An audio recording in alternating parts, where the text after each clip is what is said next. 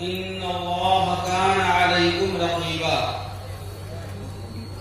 يا أيها الذين آمنوا اتقوا الله وقولوا قولا سديدا يصلح لكم أعمالكم ويغفر لكم ذنوبكم ومن يطع الله ورسوله فقد فاز فوزا عظيما يا أيها الذين آمنوا اتقوا الله حق تقاته ولا تموتن إلا وأنتم مسلمون صدق الله العظيم. وقال النبي صلى الله عليه وسلم النكاح من سنتي في رواية من رغب عن سنتي فليس مني. وعن النبي صلى الله عليه وسلم أنه قال يا معشر الشباب من استطاع منكم الباءة فليتزوج ومن لم يستطع فعليه بالصوم فإنه له وجاء. قال النبي صلى الله عليه وسلم النكاح نصف الإيمان. وقال النبي صلى الله عليه وسلم إن أعظم النكاح بركة أيسره نفورا، أو كما قال النبي صلى الله عليه وسلم. حاضرین گرامی، قابل قدر حضرات علماء کرام، بزرگان محترم، نوجوان ساتھیوں، پردہ نشین خواتین، چند نوجوان یہاں ہمارے بھائی جمع ہیں، ان کا اس مبارک اجلاس میں نکاح ہونا ہے، اس لیے پہلے نکاح کے عمل سے فراغت حاصل کر لی جائے، اس کے بعد انشاءاللہ جو گفتگو کا موقع ہوگا اور اللہ تعالی کی طرف سے جن باتوں کی توفیق ملے گی آپ کے سامنے انشاءاللہ پیش کی جائے گی۔ تو عزیزی محمد ذاکر ولد محمد مسعود ہیں یہاں موجود؟ عزیزی محمد ذاکر کہاں ہے؟ نمبر 1 میں تشریف ان کے گواہ میں محمد ناصر صاحب ہیں اور محمد حیدر صاحب ہیں موجود۔ بچی کا نکاح ہو رہا ہے، اس کا نام ساجدہ خاتون ہے اور ان کے والد صاحب کا نام محمد شکیل ہے۔ اجازت لے لی تھی نا جناب حیدر صاحب، ناصر صاحب موجود تھے۔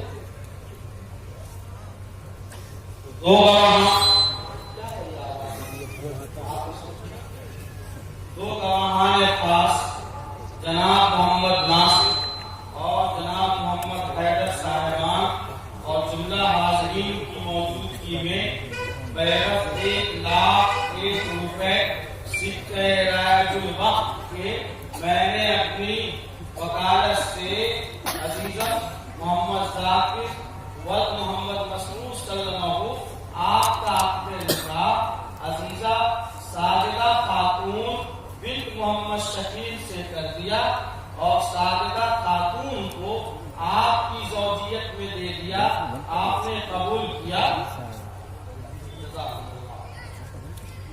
محمد انصر محمد اختر ہیں، محمد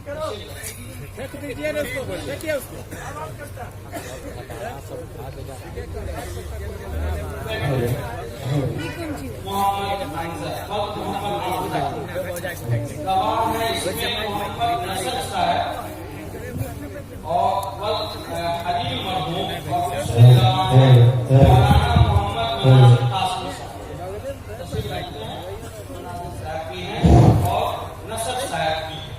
بچی جس سے عقد ہونا ہے اس کا نام ہے شبنم خاتون، ان کے والد صاحب محمد ابو بکر ہیں، تشریف رکھتے ہیں۔ مہر کی رقم 1,01,000 روپے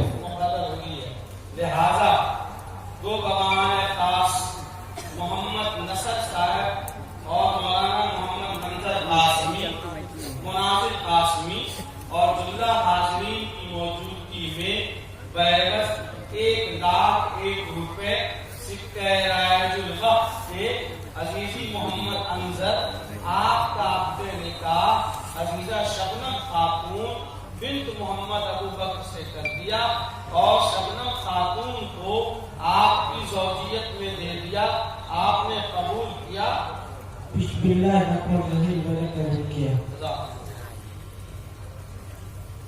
محمد انصر جی ایک چینل پر کون چینل کبھی بعد میں ریلیز ہوگا، بعد میں اس کی ریٹنگ وغیرہ ہوگی کم۔ اس کے 2 گواہوں میں ایک گواہ جناب محمد ابو ظفر اور دوسرے گواہ ہیں جناب محمد حاتم۔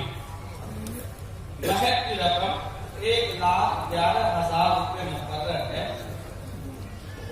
ان تفصیلات کو پیش نظر رکھتے ہوئے جناب محمد ابو ظفر اور جناب محمد حاتم کی شہادت اور جملہ حاضرین کی موجودگی میں بیبس 1,11,000 روپے کے محمد انظر ابن محمد حیدر آپ کا عقد نکاح عزیزہ نازیہ خاتون بنت مظاہر عرف لال بابو سے کر دیا اور نازیہ خاتون کو آپ کی زوجیت میں دے دیا، آپ نے قبول کیا؟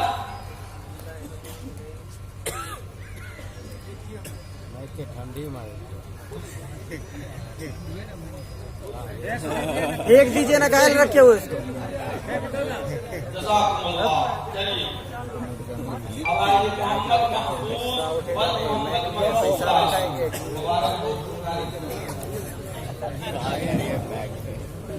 2 گواہ میں سے ایک گواہ ہے محمد عباس اور دوسرے گواہ ہیں حیدر علی۔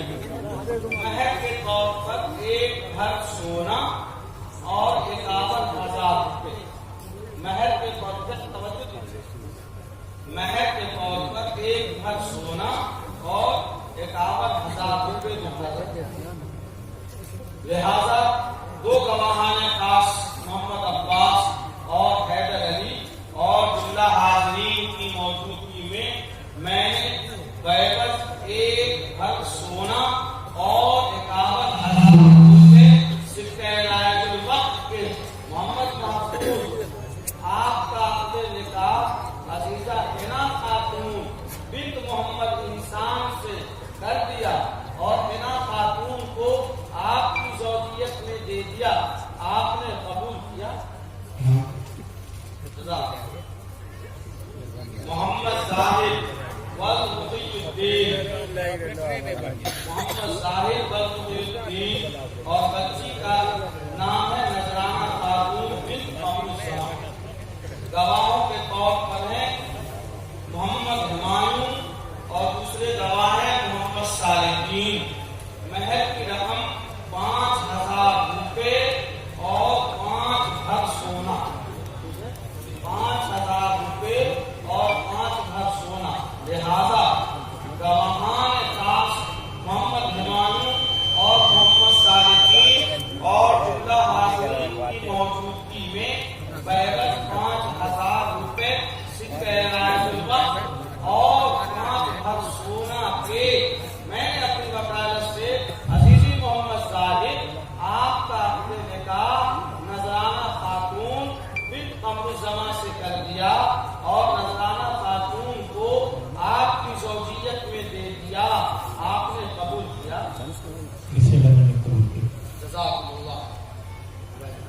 یہ ہے حضرت عبد الرحیم ولد محمد شکیل، عبد الرحیم ولد محمد شکیل اور بچی کا نام ہے راجدہ خاتون۔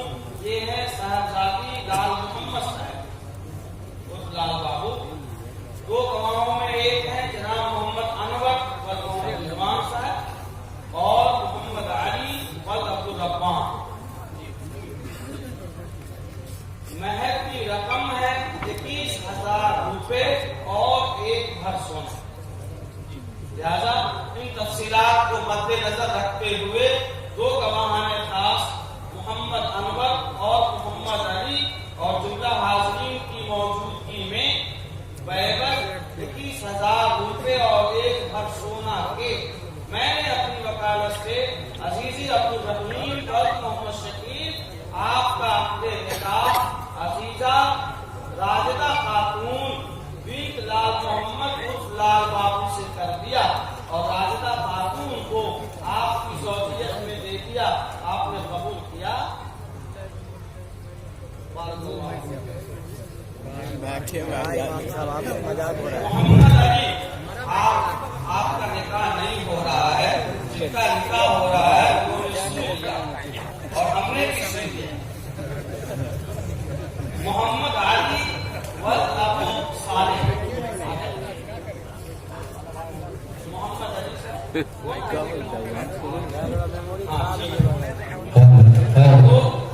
دو گواہوں میں ایک ہے جناب حاجی محمد انور صاحب اور جناب امام علی صاحب. مہر کی رقم ہے 51,000 روپے. بچی کا نام ہے چاندنی خاتون بنت محمد شمیم.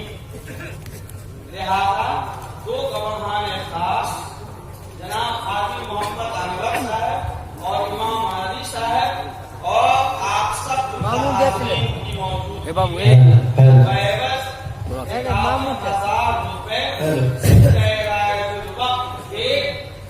میں نے اپنی وکالت سے عزیزی محمد علی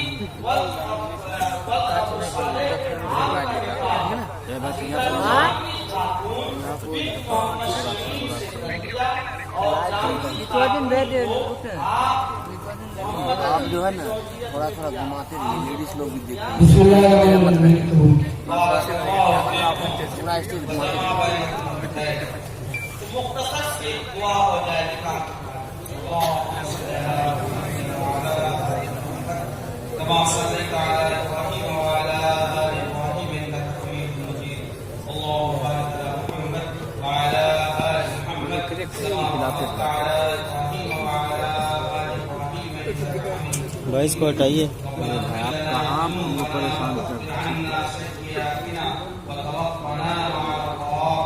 ربنا اتنا في الدنيا حسنه وفي الاخره حسنه وقنا عذاب النار. اللہ یہ جو نکاح یہاں پہ ہوا ہے اے اللہ اس میں پختگی اور دوام عطا فرما. اے اللہ تیرے حبیب صلی اللہ علیہ وسلم کی سنت کی تکمیل ہوئی ہے. اے اللہ اس کو قبول فرما. اے اللہ تمام حالات کی زندگی میں اے اللہ رحمت اے اللہ برکت عطا فرما. ہر طرح کی پریشانیوں اور دشواریوں کو دور فرما. رزق میں وسعت عطا فرما. اے اللہ ان کی زندگی میں محبت مودت اور آپس میں الفت عطا فرما. اے اللہ دونوں خاندان والوں کے دلوں کو آپس میں جوڑ دیجیے. اے اللہ زوجین کو تمام عزیزوں کو اور عزیزاؤں کو جن کا نکاح ہوا ہے اے اللہ دین مستقیم پر قائم و دائم فرما. اے اللہ دین کے کاموں میں حصہ لینے کی توفیق عطا فرما اور مرتے دم تک ایمان پر قائم رکھ، دین پر قائم رکھ. اے اللہ جن کے گھروں میں جوان بچیاں ہیں اور وہ مناسب رشتے کی تلاش میں ہیں، غیر سے ان کے نکاح اور رشتے کی سبیل پیدا فرما. اس کو آگے کر لیجیے. انك انت السميع العليم وتب علينا انك انت التواب الرحيم. صلى الله تعالى على خير خلقه محمد وآله وصحبه أجمعين برحمتك يا أرحم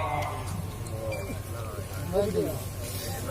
حاضرین گرامی، آپ اپنی جگہ سکون سے تشریف رکھیں. جیسے آپ بیٹھے ہوئے تھے اسی طرح سے آپ بیٹھیں. اور اب اس تعلق سے گفتگو کا آغاز ہو رہا ہے. آپ اپنی جگہ بیٹھیں. اٹھنے کا ماحول ختم نہ بنائیں. جو لوگ درمیان سے اٹھک بیٹھک کر رہے ہیں وہ اطمینان سے بیٹھیں. جن کو جانا ہے کنارے سے نکل جائیں، لیکن درمیان میں یہاں جو وقت کا سلسلہ نہ بنائیں. آپ اطمینان سے تشریف رکھیں. جلسے کا آغاز باقاعدہ ہوا ہے. ابھی تو یہ آپ کے خاص تعلق کی بات تھی کہ نکاح وغیرہ کا سلسلہ تھا. آپ تشریف رکھیں. اگر آپ یہی ماحول بنائیں گے تو جلسے کے اختتام کا اعلان بھی کیا جا سکتا ہے. یہ آپ پر ہے.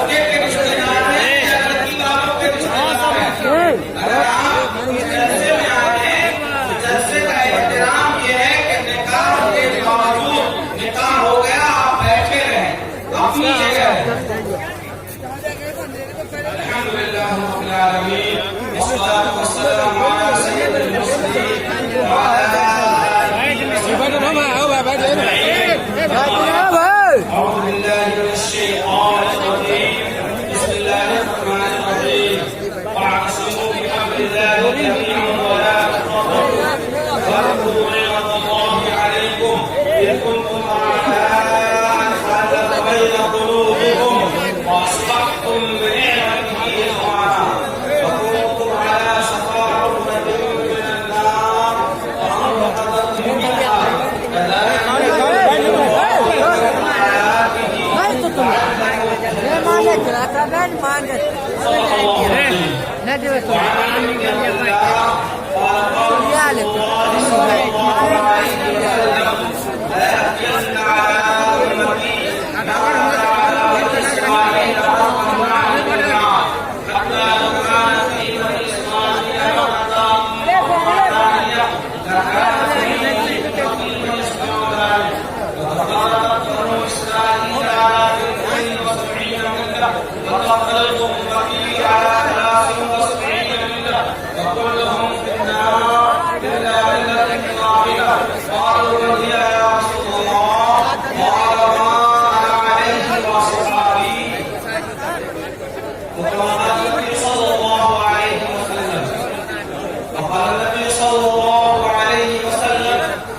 إنما المسلمون كجسد الواحد إذا اشتكى عينه اشتكى كله وإذا اشتكى رأسه اشتكى كله وقال النبي صلى الله عليه وسلم مثل المؤمنين في تراحمهم وتعاطفهم كجسد الواحد وقال النبي صلى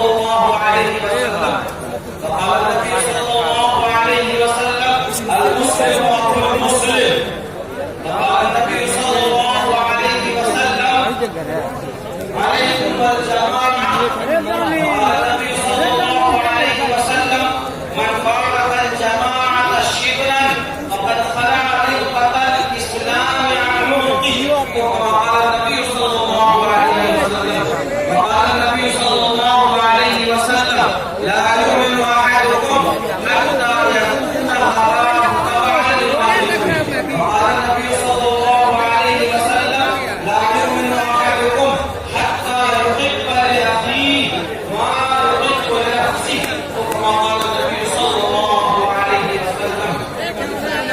اللہ کے علماء کرام بزرگان محترم نوجوان ساتھیوں پردہ نشین خواتین میں نے قرآن مقدس کی آیتیں اور اللہ کے رسول صلی اللہ علیہ وسلم کے چند ارشادات آپ کے سامنے پیش کیا ہے. میں چند گزارشات کرنا چاہوں گا اسی روشنی میں. اللہ تعالی ہم سب کے جمع ہونے کو اور اس اجلاس میں شریک ہونے کو قبول فرمائے. جب عشق سکھاتا ہے آداب الآگاہی کھلتے ہیں غلاموں پر اسرار شہنشاہی. عطار ہو رومی ہو غازی ہو غزالی ہو عطار ہو رومی ہو غازی ہو غزالی ہو کچھ ہاتھ نہیں آتا بے آہ سحرگاہی. اے پائے گیا ہوتی اس رزق سے موت اچھی جس رزق سے آتی ہو پرواز میں کوتاہی. جناب حاضرین میں دیکھ رہا ہوں کہ آپ کو آپ کے اس اجلاس سے کتنی دلچسپی ہے اور آپ نے جو توانائی اور انرجی لوس کیا ہے اس جلسے کے لیے جانی اور مالی قربانیاں کی ہیں. میں آپ سے گزارش کروں گا کہ ان قربانیوں کا صحیح ثمرہ حاصل کرنے کی کوشش کریں. معتبر اور مستند علماء کرام آپ کی آبادی میں تشریف فرما ہیں. ان کے قیمتی بیانات ہونے ہیں. آپ کے یہاں دارالعلوم دیوبند جیسی مقدس سرزمین کے استاد حدیث تشریف فرما ہیں. آپ کے یہاں یو پی کی راجدھانی لکھنؤ کے معتبر عالم دین تشریف فرما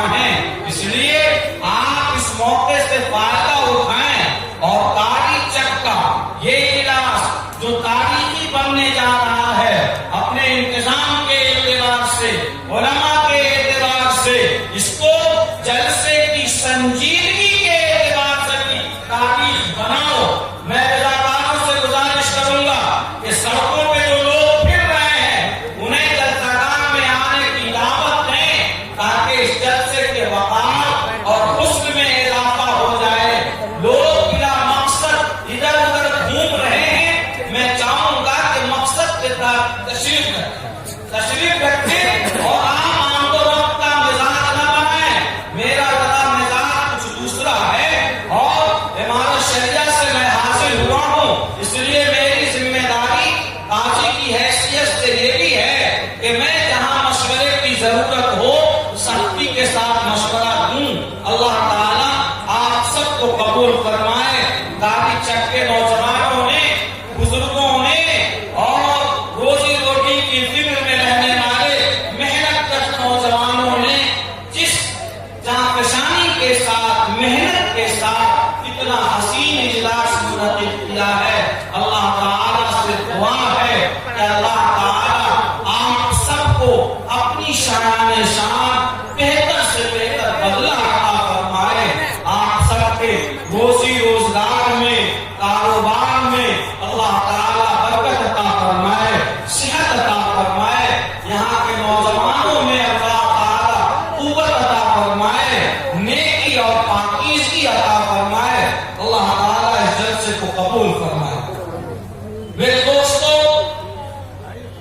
اللہ رب العزت نے فرمایا اے لوگو، اللہ کی رسی کو مضبوطی سے پکڑ لو، آپس میں انکشاف اور اختلاف کی بیج نہ ہو. قرآن نے کہا وَاذْكُرُوا نِعْمَتَ اللَّهِ عَلَيْكُمْ، کہ اللہ کی اس نعمت کو یاد کرو کہ تم آپس میں دشمن تھے. اللہ نے ایمان کی دولت سے تمہارے دلوں کو جوڑ دیا. مراد کیا ہے کہ اسلام سے پہلے عرب والوں کی حالت یہ تھی کہ وہ معمولی باتوں پر جھگڑتے تھے، اور وہ جھگڑا ایک دو دن نہیں، ایک دو سال نہیں، بلکہ ایک نسل سے دوسری نسل تک اور دوسری نسل سے تیسری نسل تک چلتا رہتا تھا.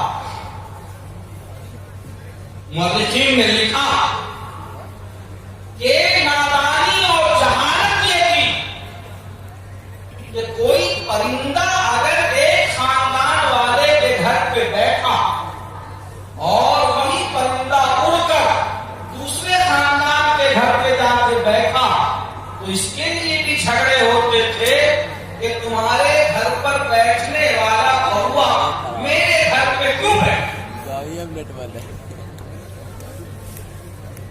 ایسی جہالت، نادانی، حیرانی، درندگی. قرآن نے کہا وَاذْكُرُوا نِعْمَتَ اللَّهِ عَلَيْكُمْ إِذْ كُنْتُمْ أَعْدَاءً. اللہ کی نعمت کو یاد کرو، نعمت ایمان کو، کہ تم آپس میں دشمن تھے. اللہ نے تمہارے دلوں کو جوڑ دیا، اللہ نے محبت پیدا کر فَأَصْبَحْتُمْ بِنِعْمَتِهِ إِخْوَانًا. نعمت ایمان کی وجہ سے تم آپس میں بھائی بھائی بن گئے.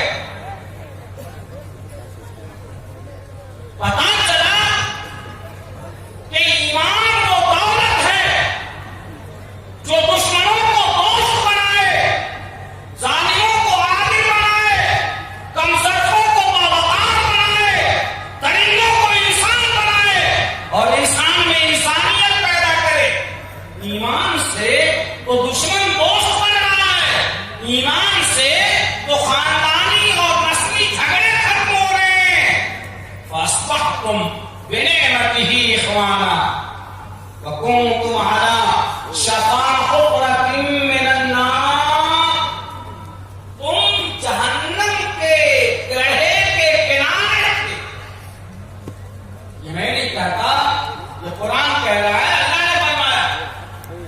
تم جہنم کے گڑھے کے کنارے تھے. گویا کہ اجتماعی طور پر تم سوسائڈ کرنے والے تھے، جہنم میں چلانے والے تھے. فَأَنْقَذَكُم مِّنْهَا. اللہ نے تم کو جہنم سے بچایا.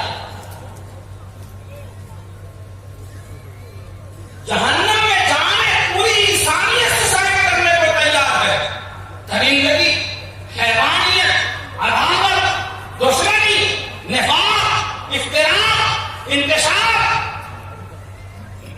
فَأَنْقَذَكُمْ مِنْهَا، اللہ نے ایمان کی نعمت سے سرفراز کر کے، ایمان کی دولت سے مالا مال کر کے تم کو جہنم میں گرنے سے بچا لیا۔ كَذَلِكَ يُبَيِّنُ اللَّهُ لَكُمْ آيَاتِهِ،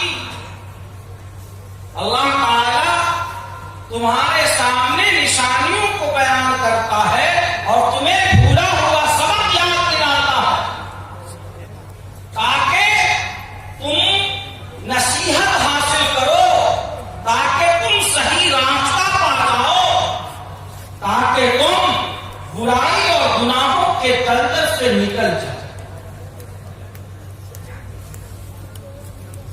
آقا صلی اللہ علیہ وسلم نے کیا فرمایا؟ پیارے حبیب محسن انسانیت صلی اللہ علیہ وسلم نے کیا فرمایا؟ فرمایا کہ پوری دنیا کے مسلمان،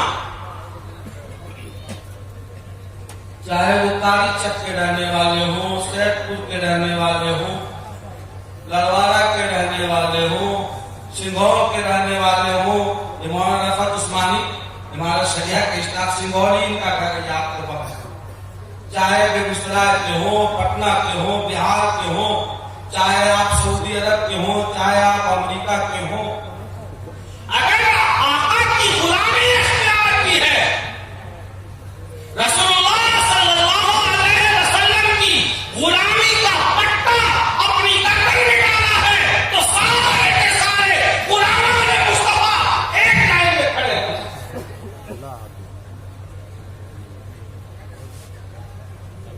کوئی تفصیل نہیں ہے، کوئی تشریح نہیں ہے، سارے کے سارے غلامان مصطفیٰ سب ایک لائن میں کھڑے ہیں۔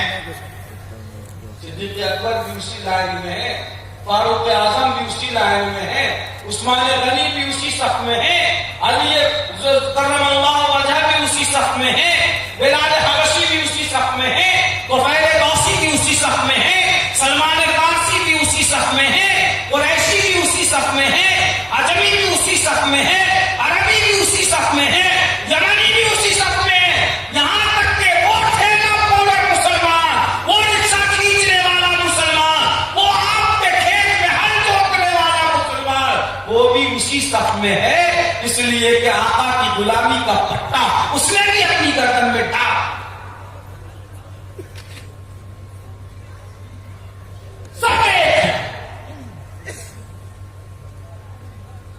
پیارے آقا قربان جائیں ہم سب اور ہم سب کے ماں باپ، آپ صلی اللہ علیہ وسلم پر آپ نے ایک محسوس مثال دے کے فرمایا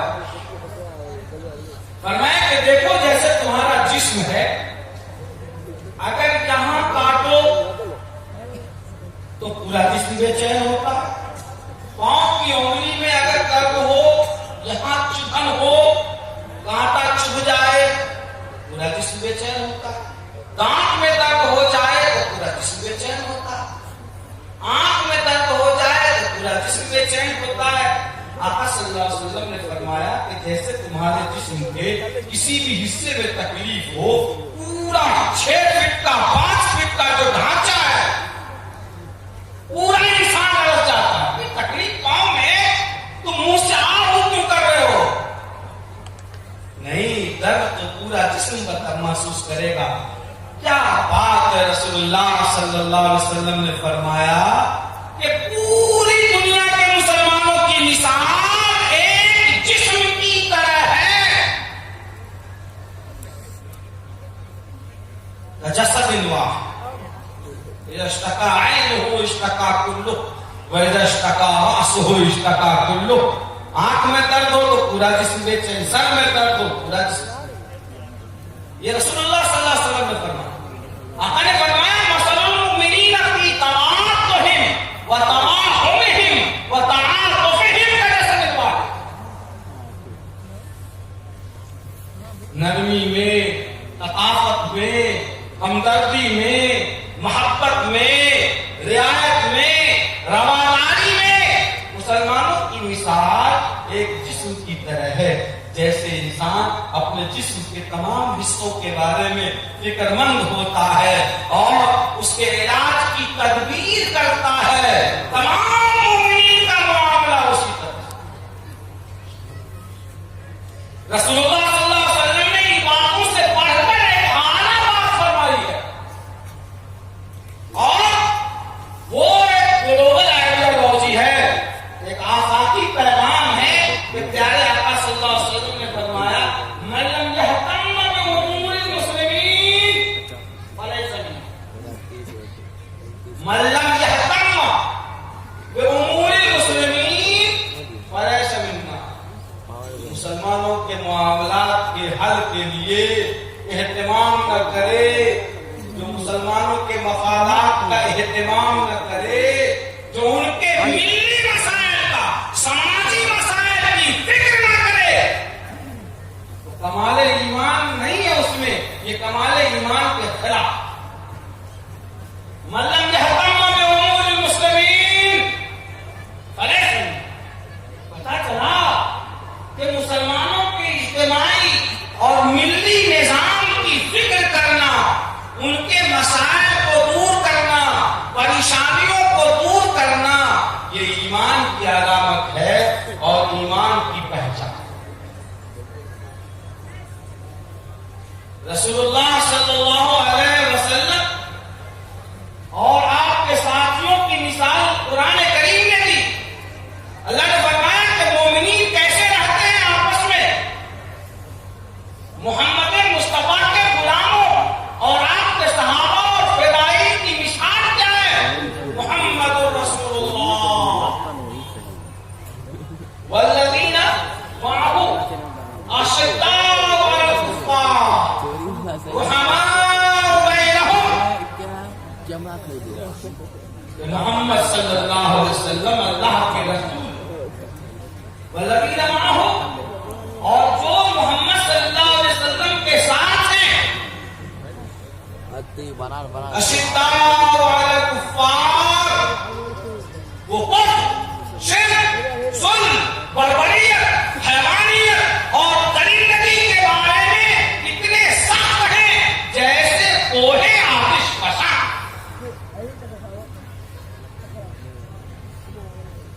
رحماء بینہم، لیکن آپس کا معاملہ ایسا ہے، رحم دلی کا معاملہ ایسا ہے کہ جیسے موم پگھلتا ہے، ایک مسلمان دوسرے کے لیے اسی طرح سے پگھلتا ہے، وہ پتھر کی طرح ٹھوکر نہیں مارتا، تکلیف نہیں پہنچاتا، موم کی طرح نرم ہو جاتا ہے، ایک بھائی کے لیے دوسرا بھائی بغیر یہ جانے ہوئے کہ یہ کس جگہ کا ہے، کس خاندان کا ہے، کس قبیلے کا ہے، کس زبان کا ہے، کس رنگ کا ہے، کہاں کا ہے، یہ سب کی کوئی تفصیل نہیں۔ لا الہ الا اللہ محمد رسول اللہ رحماء بینہم۔ صحابی رسول صلی اللہ علیہ وسلم یرموک کی لڑائی کا اپنا واقعہ بیان فرماتے ہیں کہ یرموک کی لڑائی میں چھاگل میں پانی لے کر اپنے چچازاد بھائی کی تلاش میں گیا کہ اگر میرا بھائی پیاسا ہوگا تو میں اس کو پانی دوں۔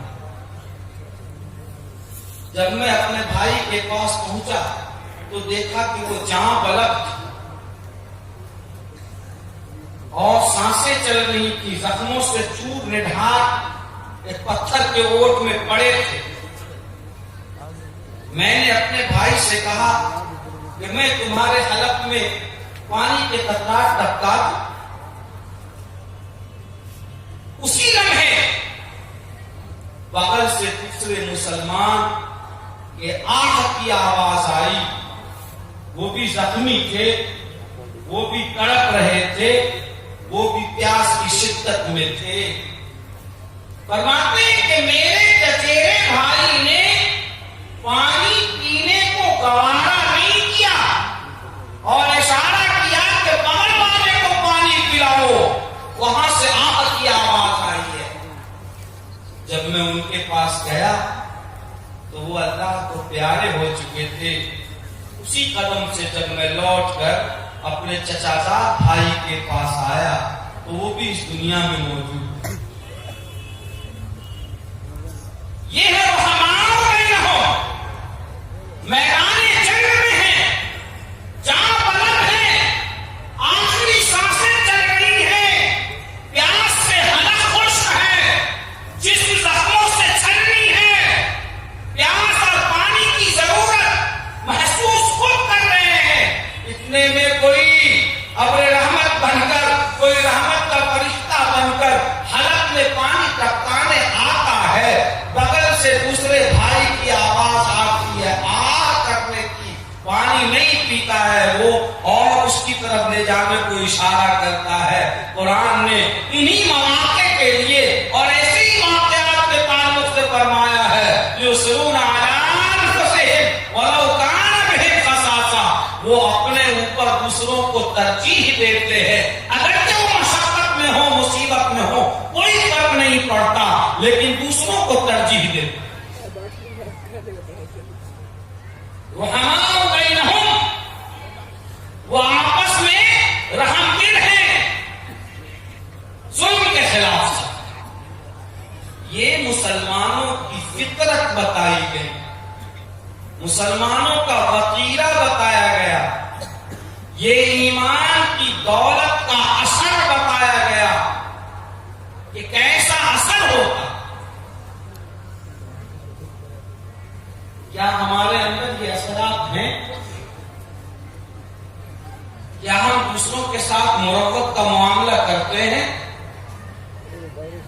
क्या हम दूसरों की इज्जत करना जानते हैं? क्या हम दूसरों की पर्दापोशी करना जानते हैं? क्या हम दूसरों के ऐब को छुपाना जानते हैं? नहीं जानते।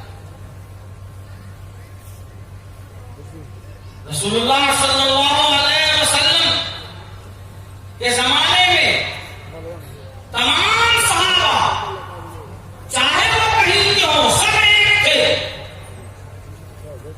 हम मुसलमान हैं, हमारे दरमियान खानदान का झगड़ा, हमारे दरमियान मोहल्ले का झगड़ा, हमारे दरमियान बिरादरी का झगड़ा, हमारे दरमियान मसलक का झगड़ा, हमारे दरमियान इस गांव और उस गांव का झगड़ा। झगड़ा तो झगड़ा, झगड़े से आगे बढ़कर रगड़ा, और ये चलता रहता।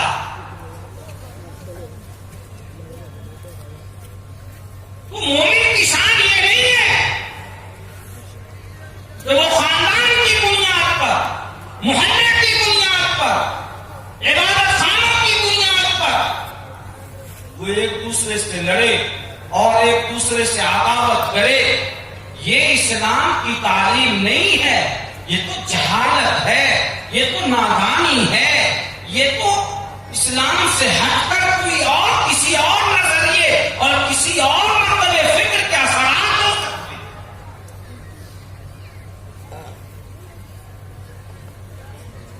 दुनिया इस वक्त चांद पे कमंदे डाल रही है, इस्लाम मुखालिफ ताकतें सब एक प्लेटफॉर्म पे जमा हो चुकी हैं। उन्होंने अपनी अदावत और दुश्मनी को, और ऐसी दुश्मनी जिसका तज़किरा कुरान मुक़द्दस ने किया है, वलन तज़अनकल यहूद वलन नसारा हत्ता तत्तबिअ मिल्लतहुम,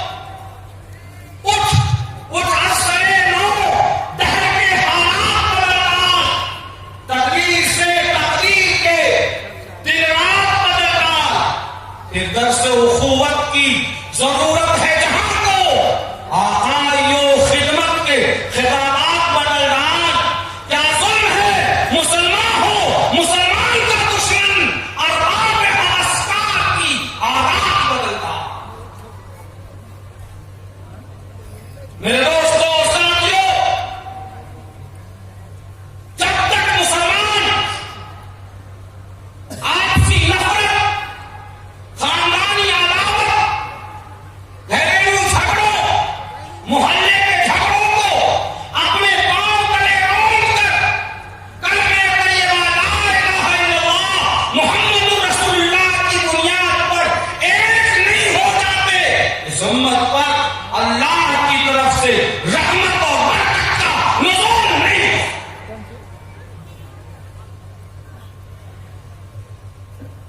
یاد کرو، جب محسن انسانیت، خاتم المرسلین، شفیع المسلمین، رحمت للعالمین صلی اللہ علیہ وسلم نے جو حجۃ الوداع میں آخری خطبہ دیا تھا، اور آپ صلی اللہ علیہ وسلم نے ایک ہی حج کیا، وہی اول وہی آخر۔ آپ نے عرفات کے میدان میں آج بھی حاجی جاتے ہیں، انہیں پتا ہے کہ میدان عرفات جانا ہے، اور یہ رکن یقین ہے حج بیت اللہ کا۔ امام حج خطبہ دیتا، حضور اقدس صلی اللہ علیہ وسلم نے خطبہ دیا اور اپنی اونٹنی مبارکہ پر سوار ہو کر خطبہ دیا۔ تمام صحابہ جمع تھے، آقا صلی اللہ علیہ وسلم کے ساتھ حج کیا تھا، آقا اس کے بعد دوبارہ حج نہیں کیا، وہی آخری حج وہی کرنا۔ آپ نے اونٹنی پر چڑھ کر جو خطبہ دیا ہے، خدا کی قسم قیامت تک آنے والے مسلمانوں کے لیے درس عبرت ہے اور سبق آموز ہے۔ آپ صلی اللہ علیہ وسلم نے اشکبار ہو کر خانہ کعبہ کی طرف اشارہ فرماتے ہوئے، بیت اللہ شریف کی طرف اشارہ فرماتے ہوئے آپ صلی اللہ علیہ وسلم نے فرمایا کہ اے خانہ کعبہ، اے خانہ کعبہ، تیرا بڑا احترام ہے، تیری بڑی عظمت ہے، تیری بڑی عزت ہے کہ پوری دنیا کے لوگ تیری طرف رخ کر کے نماز پڑھتے ہیں۔ انبیاء نے تیرا طواف کیا، تمام نبیوں نے تیرا طواف کیا، اور قیامت تک سارے کے سارے شہدائی اور موحدین تیرا طواف کرتے رہیں گے، تیری بڑی عظمت ہے۔ لیکن یاد رکھ، اگر تجھے ڈھا دیا گیا، تجھے منہدم کر دیا گیا، کعبہ کی طرف اشارہ کر کے کون فرما رہے ہیں؟ امام الانبیاء۔ کہنے والا کون ہے؟ امام الانبیاء۔ اشارہ کس کی طرف ہے؟ خانہ کعبہ کے ہے، خانہ کعبہ۔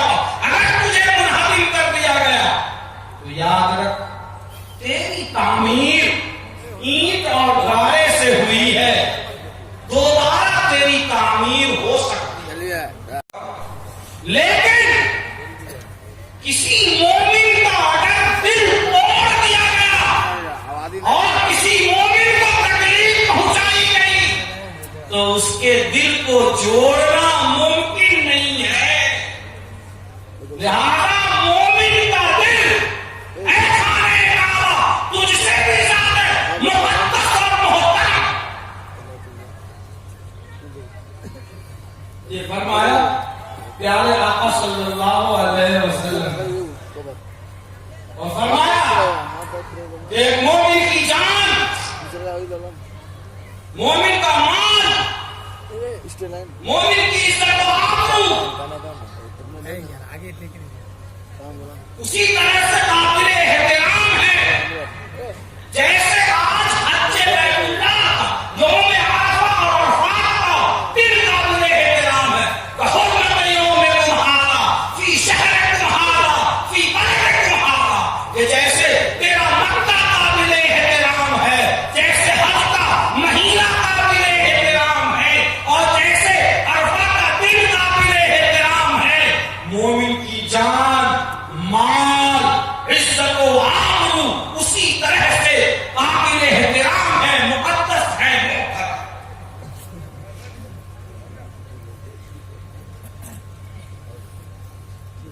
ہماری حالت کیا ہے؟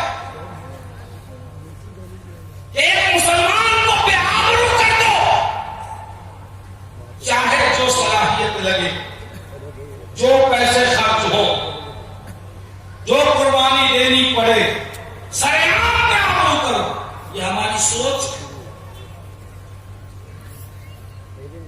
فلاں آدمی اس کی چودراہٹ کیوں رہے گی، میں چودھری بنوں گا۔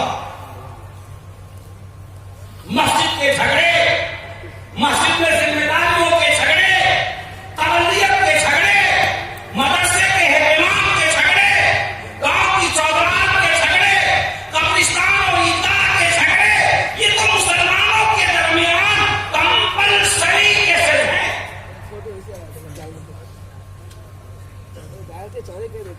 کہتے ہو اللہ کے لیے، دیتے ہو اللہ کے لیے، تو اللہ کی فہرست میں نام لکھاؤ، اللہ کے رجسٹر میں نام لکھاؤ کہ ہم نے جلسے میں دیا ہے، ہم نے مسجد میں دیا ہے، ہم نے مدرسے میں دیا ہے۔ اللہ کے رجسٹر میں نام لکھائے گا تو قیامت کے دن وہ ملے گا۔ اور اگر ہم نے یہ سوچا کہ نہیں ہمارا نام اس چوراہے اور چوک اور چائے خانے والے رجسٹر میں لکھا جائے تو اللہ کے ہاں ملنے کی توقع نہیں ہے۔ اللہ کے رسول صلی اللہ علیہ وسلم نے فرمایا کہ 3 کام بہت بڑا کام ہے۔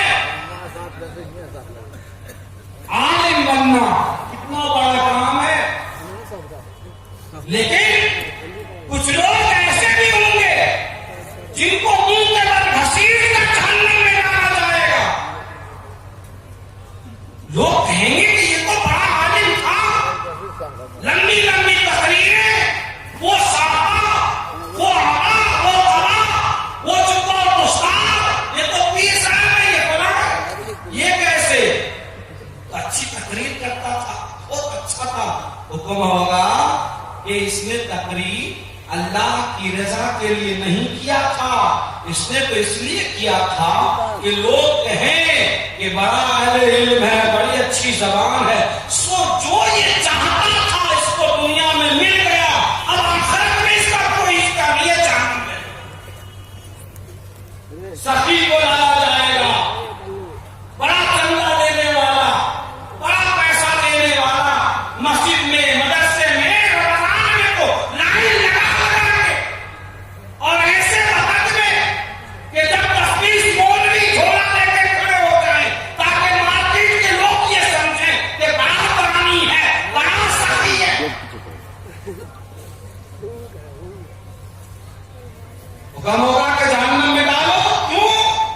اس نے تو اس لیے دیا تھا نا کہ لوگ کہیں گے کہ بڑا خرچ کرنے والا ہے، بہت لوگوں پہ خرچ کرتا ہے، لٹاتا ہے۔ تو مقصد جو تھا تمہارا پورا ہو گیا، آخرت میں کچھ نہیں بچا، چلو جہنم میں ڈالو۔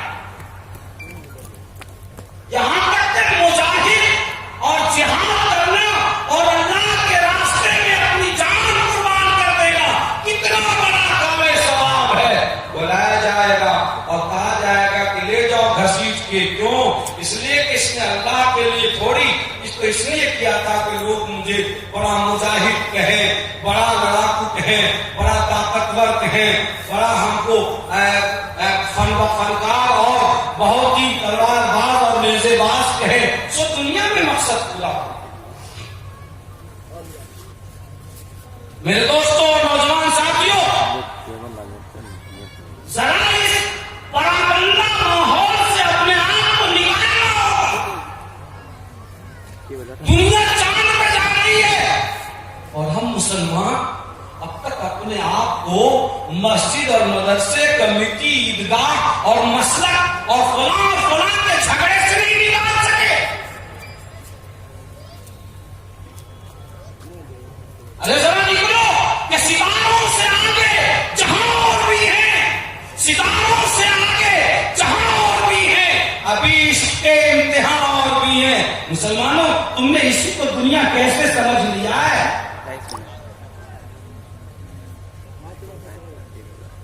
قرآن مقدس نے کہا، رسول اللہ صلی اللہ علیہ وسلم کو خطاب کرتے ہوئے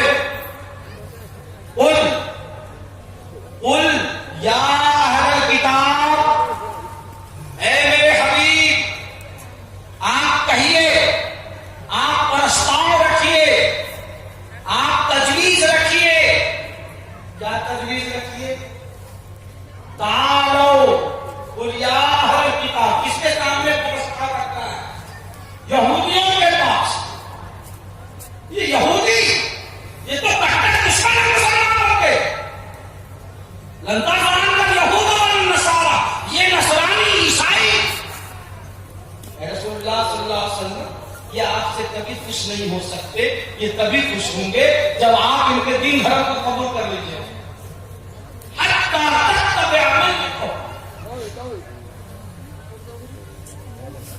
باوجود اس کے اللہ نے فرمایا کہ اے میرے حبیب، اے نبی، کہیے اہل کتاب سے تعالوا الی کلمۃ سواء بیننا وبینکم،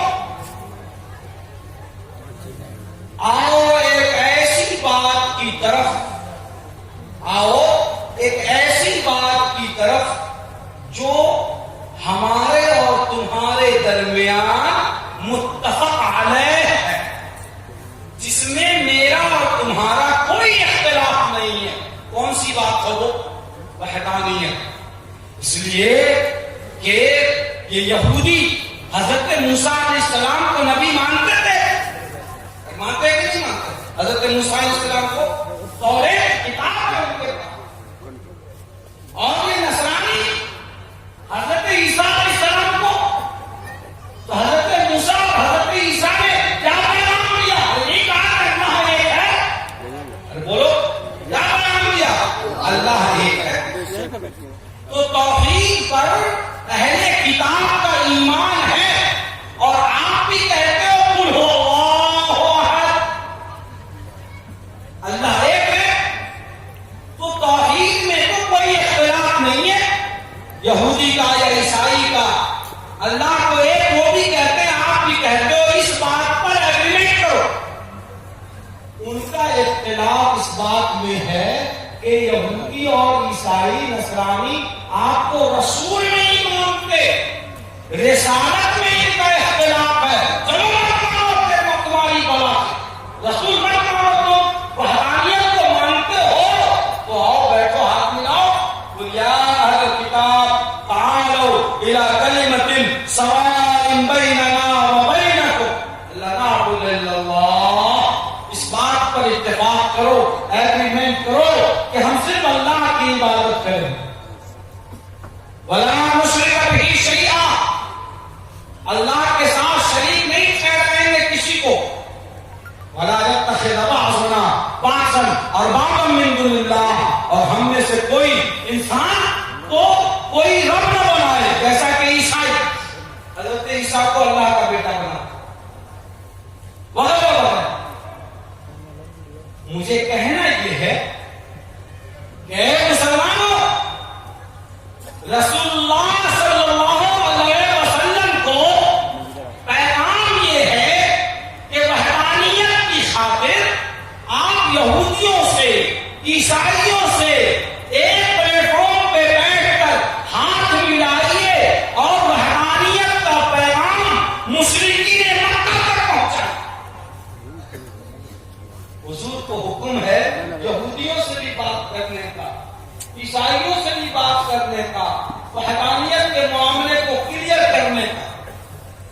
ہمارے نبی یہودیوں سے گفتگو کر رہے ہیں، نصرانیوں سے گفتگو کر رہے ہیں، مشرکوں سے گفتگو کر رہے ہیں. اور یہ مسلمان جو آقا کا دیوانہ کہتا، جو اپنے آپ کو آقا کا غلام کہتا ہے، یہ مسلمان ہو کر دوسرے مسلمان سے مصافحہ کرنے کو تیار اور کہتے ہیں کہ میں ہوں مسلمان. ایک مسلمان دوسرے مسلمان سے سلام کرنے کا روایت نہیں ہے. ایک مسلمان دوسرے مسلمان کی بیٹی کی تقریب میں شامل ہونے کو تیار نہیں ہے. ستم تو یہ ہے کہ عداوت اور دشمنی یہ ہے کہ آج کل لوگ اپنی بچیوں کا رشتہ لگاتے ہیں تو اپنے قریبی رشتے دار سے بھی چھپاتے ہیں، اور ان کے دماغ میں یہ بات ہوتی ہے کہ اگر قریبی رشتے دار کو معلوم ہو گیا تو کہیں نہ کہیں سے اس میں بھاجی مار.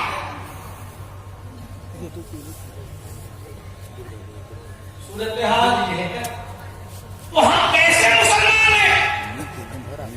رسول اللہ صلی اللہ علیہ وسلم کا طریقہ رہا، اور آپ صلی اللہ علیہ وسلم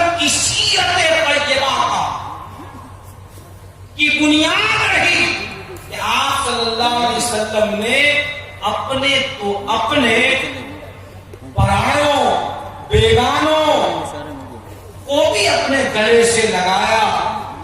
यहूदी बच्चा बीमार हुआ, आप सल्लल्लाहु अलैहि वसल्लम यहूदी के घर उसके बच्चे की इयादत के लिए तशरीफ ले गए।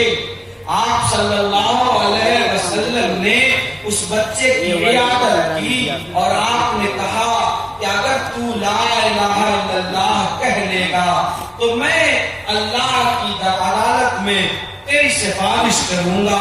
उस बच्चे ने अपने बाप यहूदी की तरफ देखा।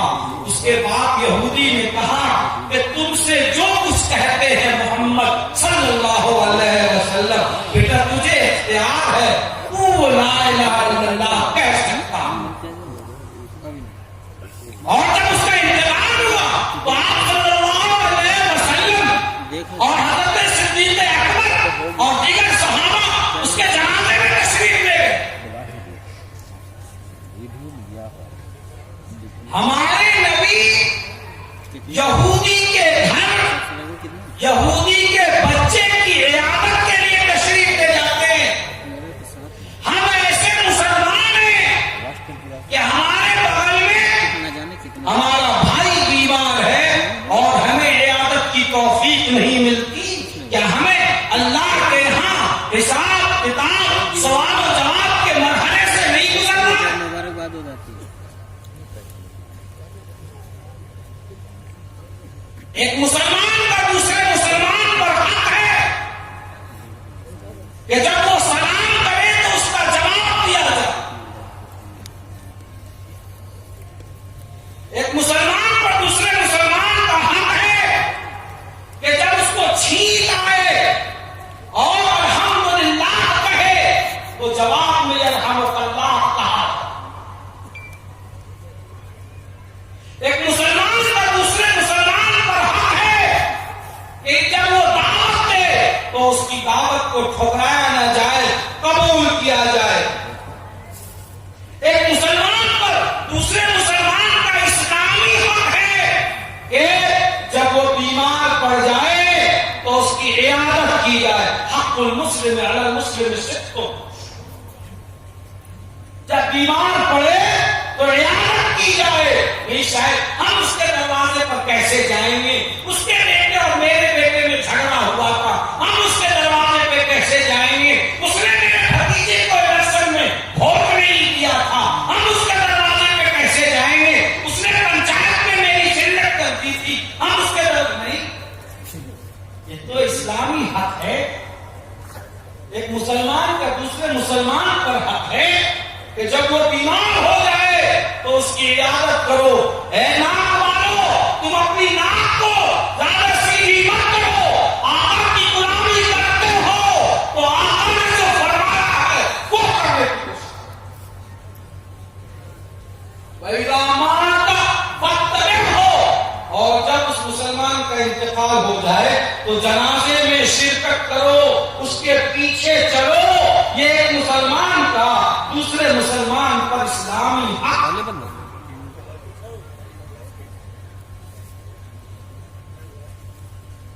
मेरे दोस्तों और बुजुर्गों, यकीनन हम समझते हैं एक आबादी, एक गांव, एक पंचायत, एक जगह में रहने की वजह से आपस में इख्तिलाफात तो होते हैं, दुश्वारियां तो पैदा होती हैं, मिजाज में फर्क तो पड़ता है, लेकिन उस इख्तिलाफ को राय का इख्तिलाफ बनाया जाए, दिल का इख्तिलाफ न बनाया जाए। हम क्या करते हैं कि हम उसे दिल का इख्तिलाफ बनाते हैं। हमें देखना चाहिए सहाबा किराम की जिंदगी कि क्या सहाबा किराम के दरमियान राय का इख्तिलाफ नहीं था? उन्होंने तो एक दूसरे की तौहीन नहीं की, उन्होंने तो एक दूसरे की तज़लील नहीं की,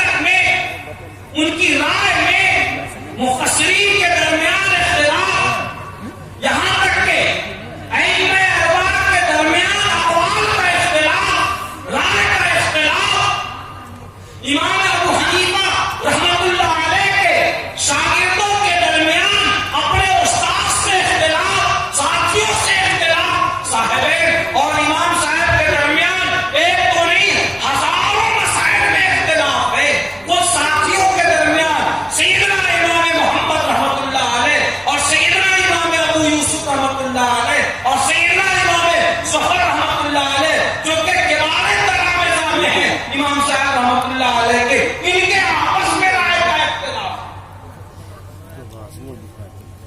رائے کا اختلاف ہو سکتا ہے۔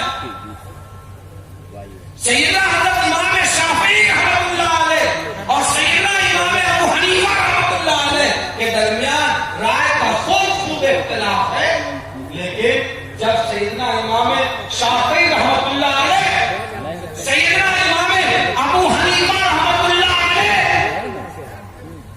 کے مذہب پر پہنچے تو انہوں نے اس وقت 2 رکعت نماز ادا کی، نماز نفل۔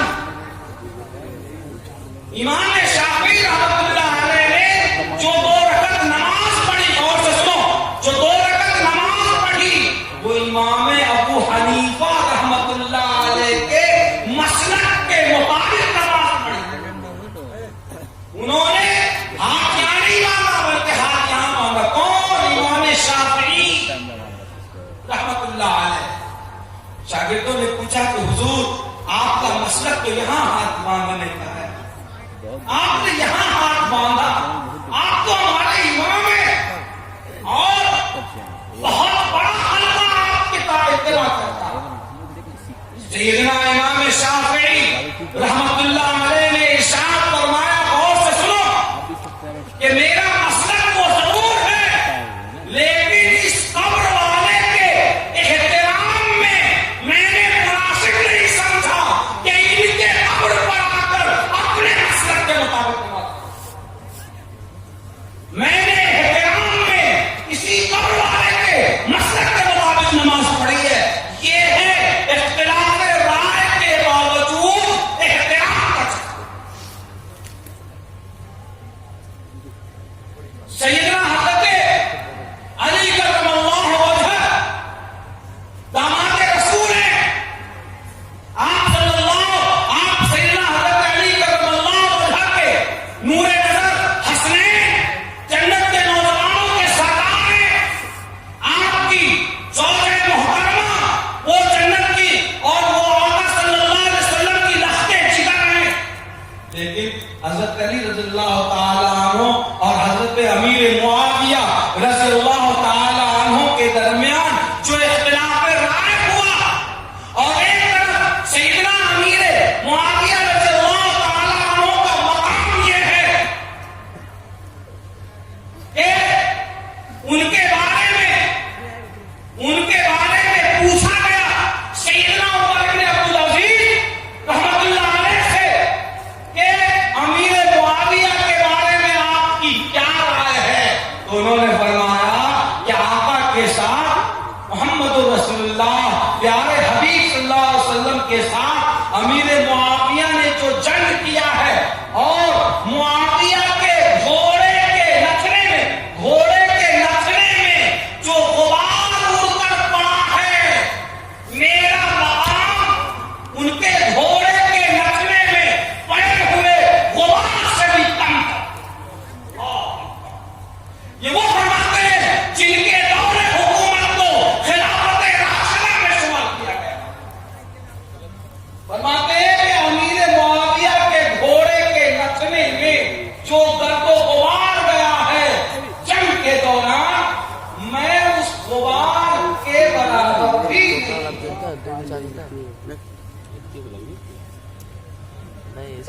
رائے کی بنیاد پر لڑائیاں بھی ہوئی، تلواریں کھینچائی، تلواریں ٹکرائی بھی۔ سیدنا علی کرم اللہ وجہ اور سیدنا امیر معاویہ کے درمیان ظالموں نے، کافروں نے، دشمنوں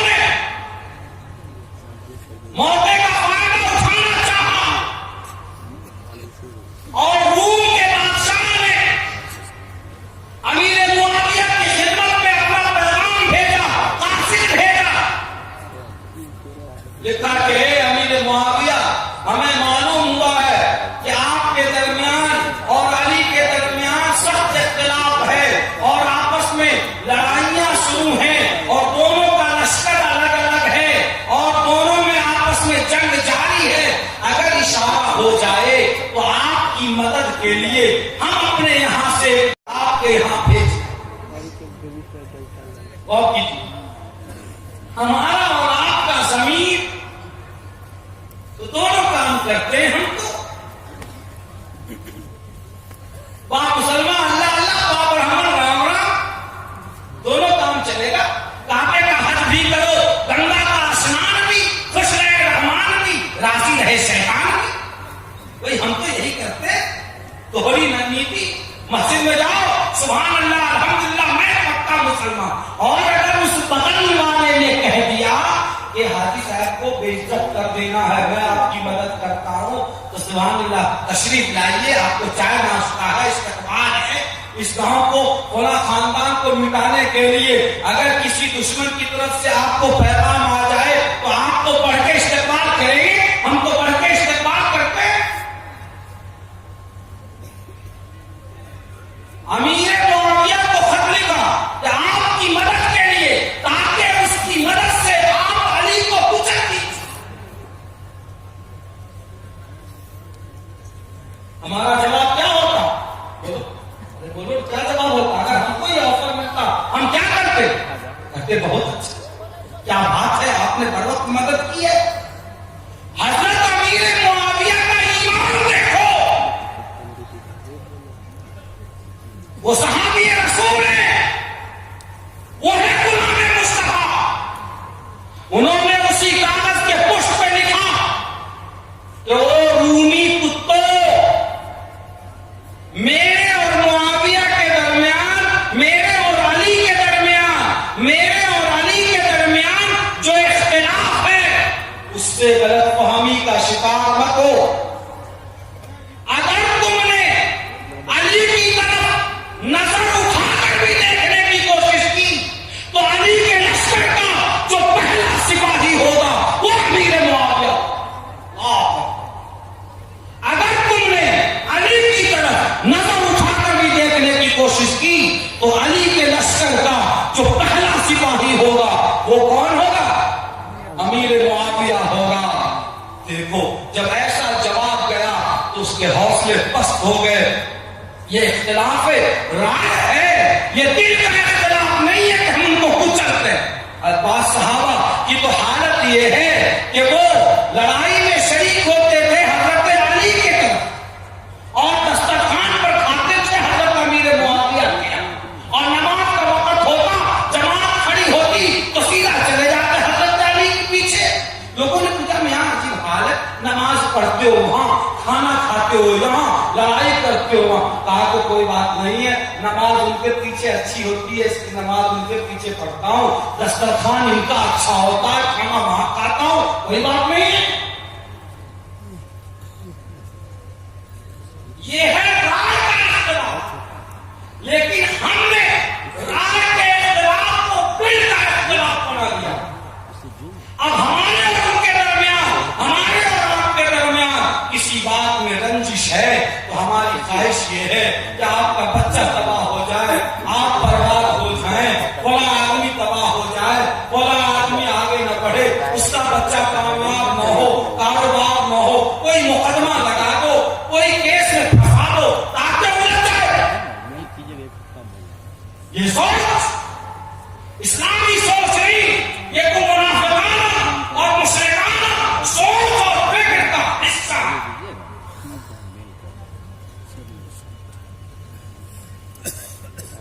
میرے نوجوان دوستوں جو ملک کی صورتحال ہے اور سیاست کی تصویر جو بولتی ہے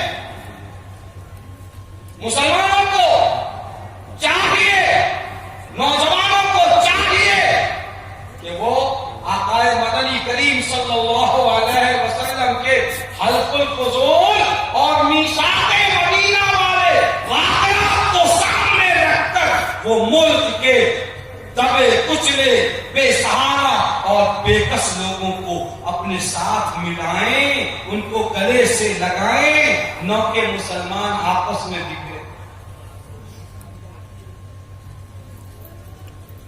اور وہ کیا ہے قرآن کریم نے فرمایا یا الذین آمنوا کونوا قوامین بالقسط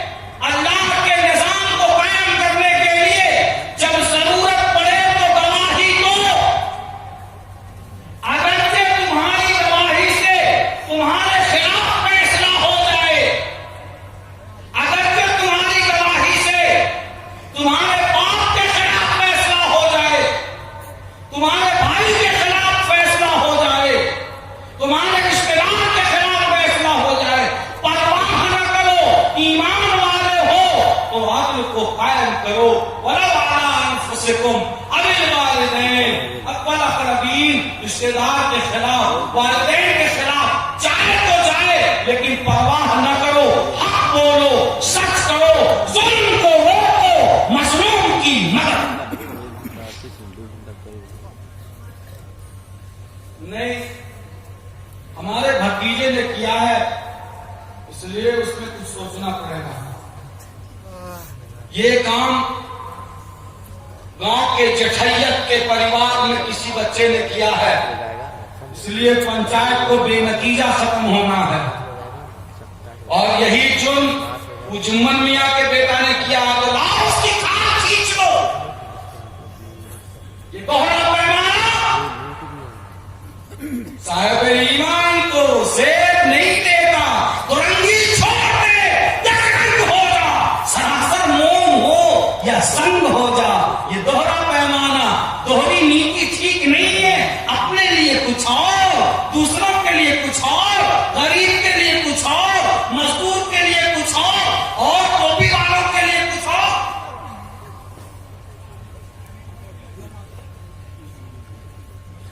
یہ بات اللہ کو پسند نہیں ہے۔ کیا ہوا تھا؟ رسول اللہ صلی اللہ علیہ وسلم کو ابھی نبوت نہیں ملی تھی، نبی نہیں بنے تھے۔ باہر سے ایک آدمی آیا سامان بیچنے مکہ میں، عبداللہ ابن جنان نامی شخص کے ہاتھوں سامان بیچا، سامان لے لیا، بولا پیسے دو، کہا کہ نہیں دیتا۔ میں غریب آدمی ہوں، میں فلاں گاؤں سے آیا ہوں، پیسے اجنبی ہوں، مسافر ہوں، تم نے سامان لیا ہے، پیسے کا نہیں دیتا، کیا کرو گے؟ وہ شخص مجبور ہو گیا، تاجر تھا، وہ خانہ کعبہ کے بغل میں جا کر، حرم محترم کے بغل میں اونچی جگہ پر کھڑے ہو کر اس نے آواز لگائی، اے مکہ والوں سنو، میں اجنبی ہوں، میں اپنے وطن اور بچوں سے دور تمہارے شہر میں آیا ہوں، میں نے فلاں آدمی کے ہاتھ سامان فروخت کیا ہے، سامان لینے کے باوجود وہ پیسہ دینے پر آمادہ نہیں ہے، مجھے انصاف۔ مکہ اور انصاف، مکہ اور عدل، وہاں تو ظلم ہی کا بازار گرم تھا، عدل کرتا کون؟ وہ تو دلدل تھا۔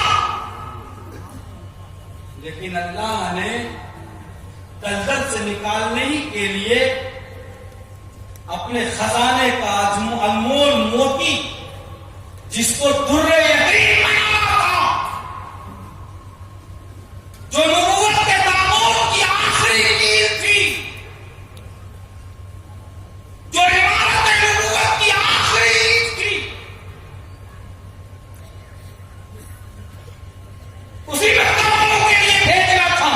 سن لیا محسن انسانیت صلی اللہ علیہ وسلم نے اس مظلوم، اس کچلے اور دبے ہوئے کی فریاد کو، آپ صلی اللہ علیہ وسلم کے دل پر جا کر یہ بات لگی جو اس نے فریاد کیا تھا۔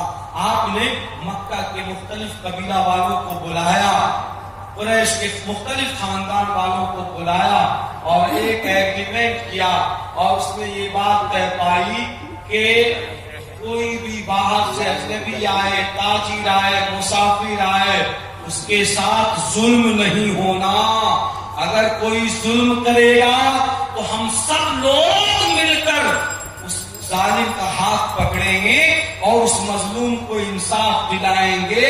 اس ایگریمنٹ کا نام رکھا گیا حلف الفضول، یعنی زیادتی کے خلاف قسم اٹھایا لوگ۔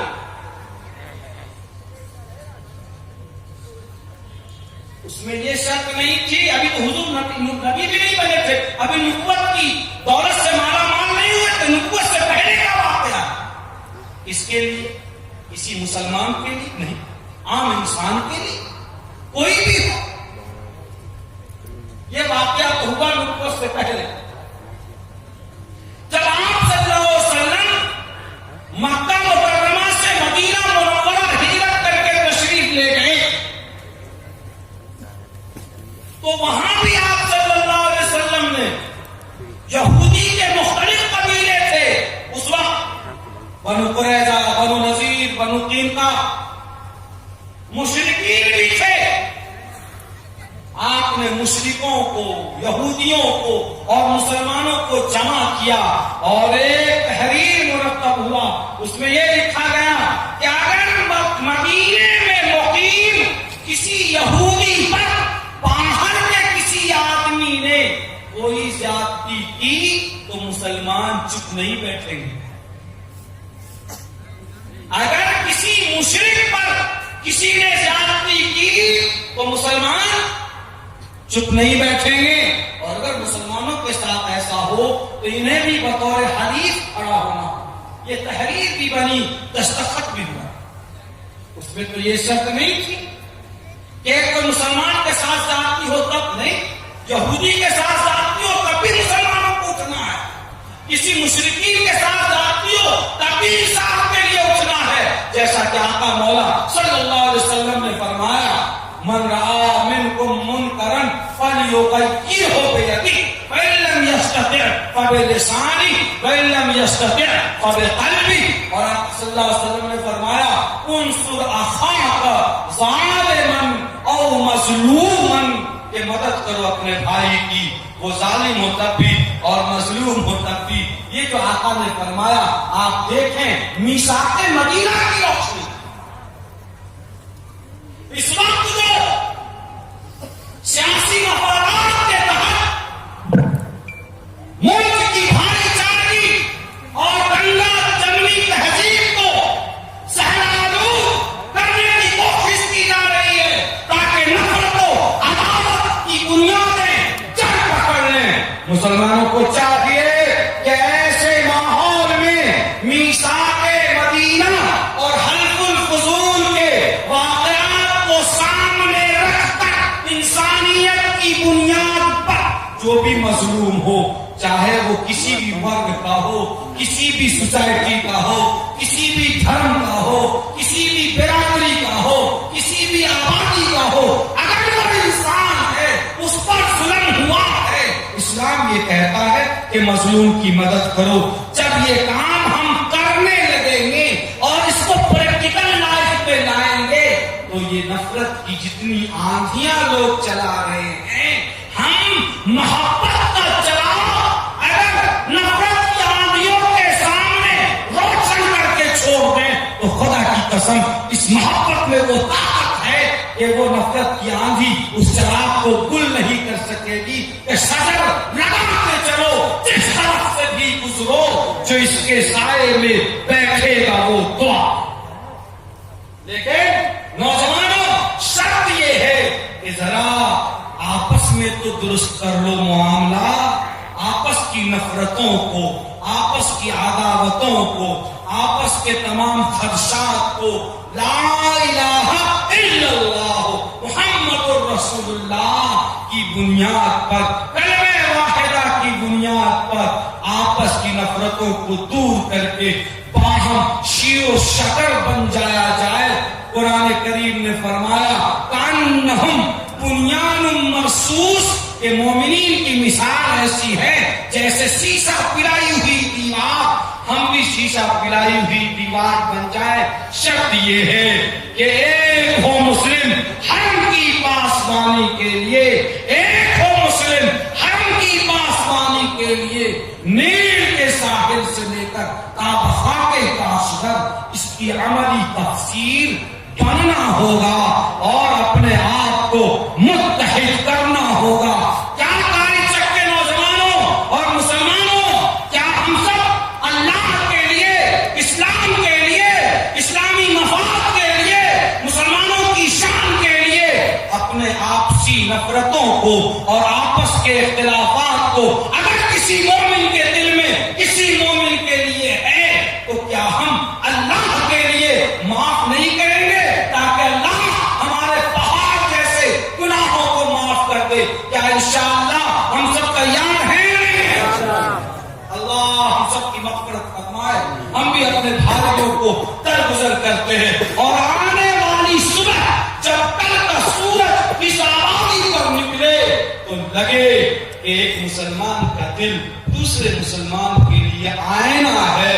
جیسا کہ آقا صلی اللہ علیہ وسلم نے فرمایا المسلم للمسلم کالمرآت، کہ ایک مسلمان دوسرے مسلمان کے لیے مانند آئینہ ہے اور وہ ایک مسلمان دوسرے مسلمان کو دیکھ رہا ہے. ایک صحابی رسول صلی اللہ علیہ وسلم کے بارے میں رسول اللہ صلی اللہ علیہ وسلم نے فرمایا دنیا میں جنتی آدمی کو دیکھنا چاہتے ہو، یہ دیکھو. دوسرے دن وہ آئے، حضور نے فرمایا کہ دنیا میں جنتی آدمی کو دیکھنا چاہتے ہو، وہ دیکھو فلاں اسی آدمی. حضور فرما رہے ہیں، مسجد نبوی میں فرما رہے ہیں، صحابہ کے درمیان فرما رہے ہیں، کتنی بڑی بات. پھر تیسرے دن فرما دیا جنتی آدمی کو دیکھنا چاہتے ہو، وہ دیکھو. ایک نوجوان صحابی کے دل میں شوق ہوا کہ کیا بات ہے کہ رسول اللہ صلی اللہ علیہ وسلم نے فرمایا 3 دنوں سے لگاتار فرمایا. ان کے ساتھ ہو گئے، کہا کہ چچا آج میں آپ کا مہمان بننا چاہتا ہوں. تو بیٹا چلو گھر لے گئے، کھایا پیا، سو گئے. تہجد کے وقت اٹھا، وضو کیا، نماز پڑھے، فجر کو پھر مسجد میں چلے آئے. بہت غور کیا اس نوجوان نے کہ کوئی الگ سے کام تو یہ کرتے نہیں ہیں، وہی کام کرتے ہیں جو سبھی کرتے ہیں. نماز پڑھنا، تہجد پڑھنا، الگ سے کون سا اسپیشل عمل ہے اور کون سا الگ سے وظیفہ ہے جس کی وجہ سے رسول اللہ صلی اللہ علیہ وسلم نے لگاتار 3 دن فرمایا کہ جنتی آدمی کو دیکھنا چاہتے ہو تو دیکھو. جب سمجھ میں نہیں آیا تو پوچھا کہ حضور صلی اللہ علیہ وسلم نے آپ کے بارے میں ایسا فرمایا ہے. میں تو تجسس میں تھا کہ میں بھی دیکھوں کون سا عمل کرتے تاکہ میں بھی کروں، لیکن مجھے کچھ سمجھ میں نہیں آیا. تو انہوں نے کہا کہ میرے بیٹے میں الگ سے کوئی کام نہیں کرتا ہوں، وہی عبادتیں جو سبھی کرتے ہیں. البتہ ایک بات ہے، ہو سکتا ہے کہ اس کی وجہ سے حضور اکرم صلی اللہ علیہ وسلم نے فرمایا ہو. وہ عمل یہ ہے کہ جب میں نماز پڑھ کے کھانے سے فراغت کے بعد سونے کے لیے جاتا ہوں اور اپنا سر داہنے کروٹ کر کے تکیا پہ رکھتا ہوں تو اپنے دل کو تمام مسلمانوں کی طرف سے ہر طرح کے کینہ سے، کدورت سے، نفرت سے، عداوت سے پاک اور صاف کرتا ہوں. ہو سکتا ہے کہ یہی بتا کہ بس یہی بات اپنے سینے کو کینہ سے صاف کرنا جنتی بننے کی علامت ہے، یہ آقا مولا صلی اللہ علیہ وسلم نے ارشاد. اب تو حال یہ ہے کہ ہمارا دل کینہ کا کیا، کینہ سے صاف کیا ہونا، کینہ کا گھر بن چکا ہے اور دل میں کینہ ہی کینہ ہے. ہر ایک سے ارے ایون کے امام سے بھی کینہ، مؤذن سے کینہ، اساتذہ سے کینہ، علماء سے کینہ، دین پڑھنے پڑھانے والوں سے کینہ، ان سے عداوت، ان کی غیبت. یہ دستار بندی ہونی ہے کیسے؟ یہ فیض ہے انہی علماء کا جو چٹائیوں پہ بیٹھ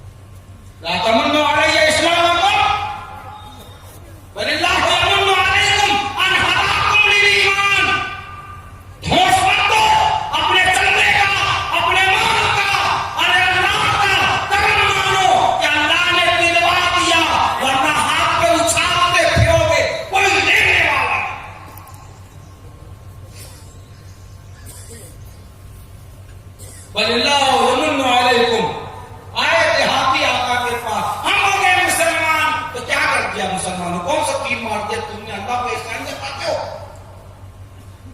अल्लाह पे एहसान जताते हो।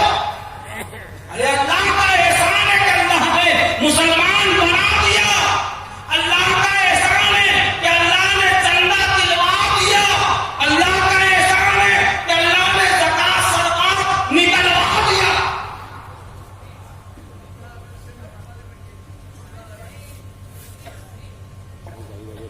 ला तुब्तिलू सदक़ातिकुम बिल मन्नि वल अज़ा, इधर सदका देते हो और उधर तुम तर्ज करते हो, इधर अल्लाह के रास्ते में देते हो और उधर मदरसे के मोहतमिम पर जताते हो। ला तुब्तिलू, कुरान ने कहा बातिल मत करो अपने सदकात को एहसान जताकर, या जबान से या अमल से तकलीफ कर।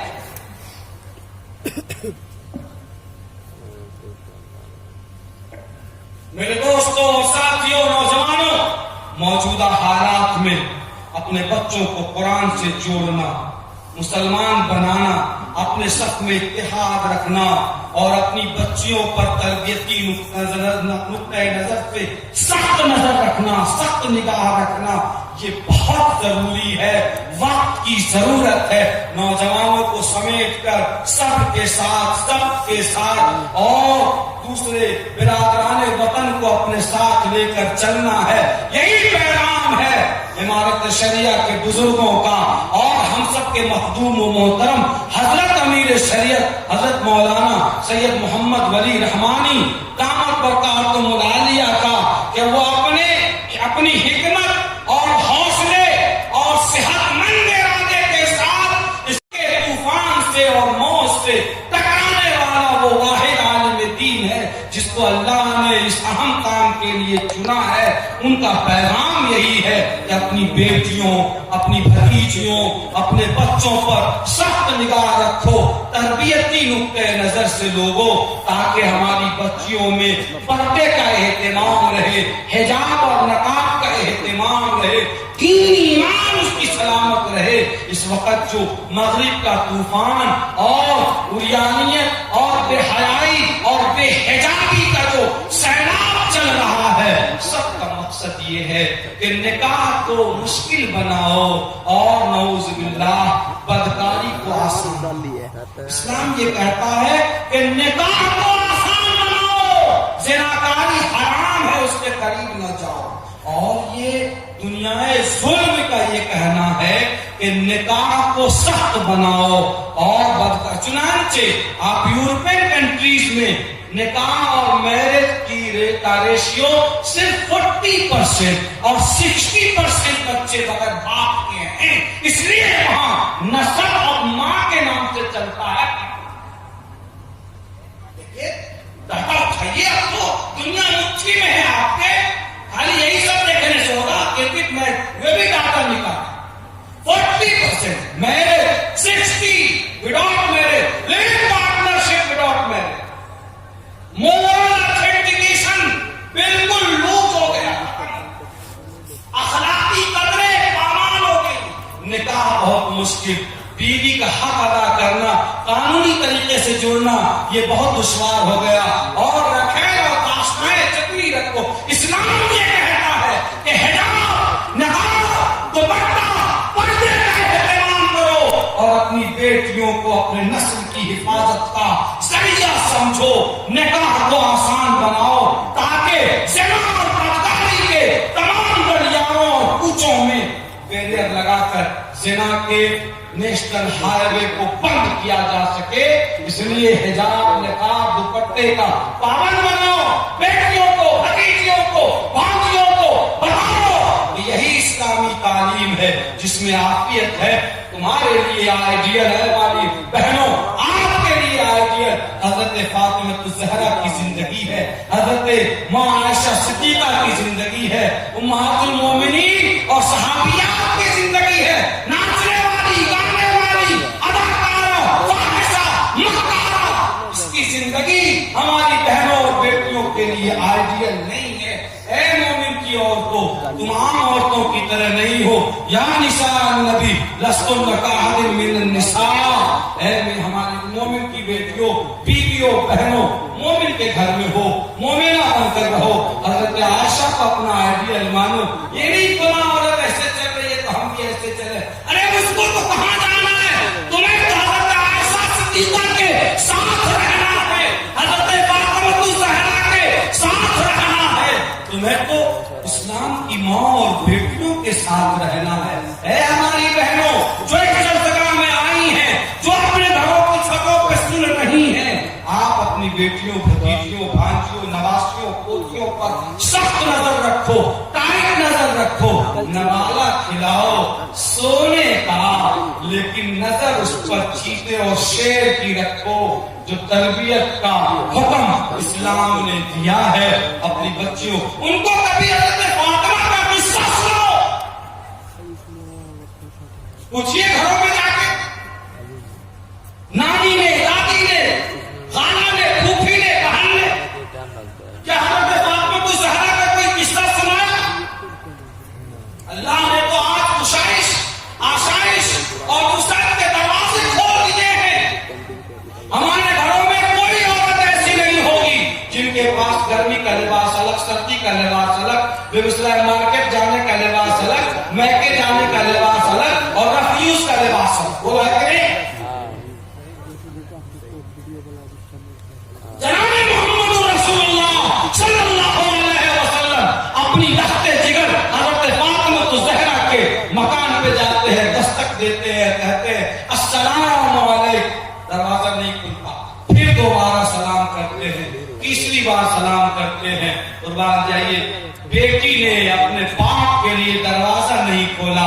آپ واپس تشریف لے آئے. کل جب آپ تشریف فرما ہوئے اور لخت جگر حضرت فاطمہ سے ملاقات ہوئی تو آپ نے فرمایا میری بیٹی فاطمہ کیوں ناراض ہو رہی ہو؟ میں نے تمہارے دروازے پر دستک دی اور ایک بار نہیں 3 مرتبہ دستک دی، تم نے دروازہ نہیں کھولا.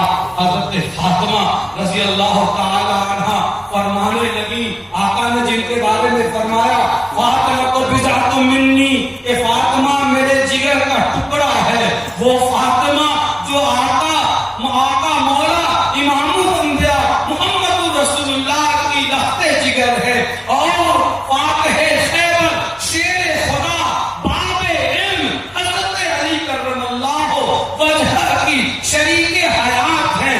وہ فاطمہ جن کے کوکھ سے پیدا ہونے والے حسنین، وہ آقا کے کاندھے پر جھولا جھولے اور آقا کے پیٹھ پر گھوڑ سواری کرے اور جنت کے نوجوانوں کے سردار بنے.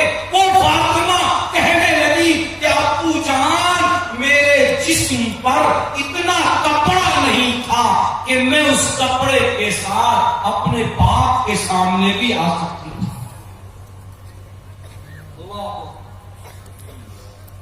میرے جسم پر اتنا کپڑا نہیں تھا کہ میں اپنے باپ کے سامنے آتی. حضرت فاطمہ کہتی آج تو اللہ نے کشائش کا اور آرام و راحت کے لیے دروازے کھول دیے.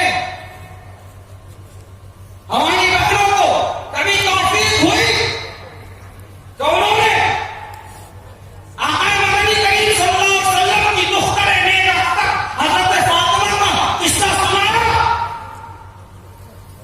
حضرت عائشہ صدیقہ کے بارے میں بتایا؟ نہیں بتایا.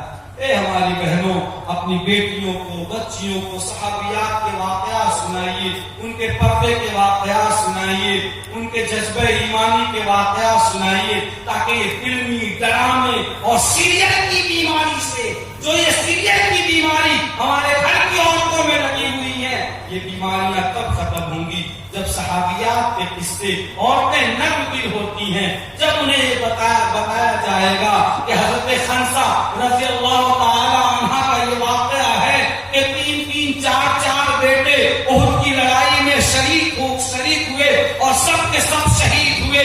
حضرت خنسا جب میدان احد میں پہنچتی ہیں اور پوچھتی ہیں اپنے بچوں کے بارے میں، کوئی نہیں بتا رہا ہے. آپ صلی اللہ علیہ وسلم کے بارے میں پوچھتی ہیں تو کہنے لگے لوگ آقا صلی اللہ